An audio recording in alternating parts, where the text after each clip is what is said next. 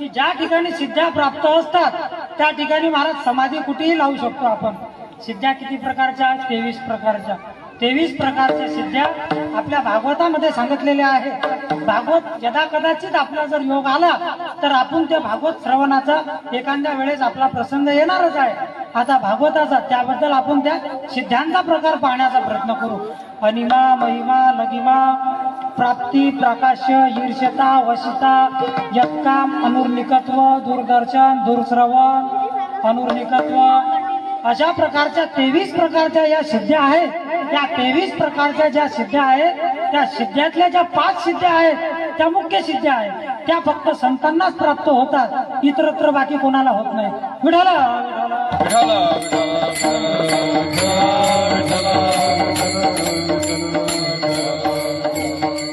सिद्ध्या जर प्राप्त झाल्या रे झाल्या की या संसारातून निवृत्त व्हावं लागतं आणि संसारातून निवृत्त झालं की मग परमात्मामध्ये जावं लागतं। तुम्ही पाहिलं असेल आपल्या अकोल्यामध्ये परमहंस म्हणून राजू बाबा आहेत, त्यांना सिद्धी प्राप्त आहे।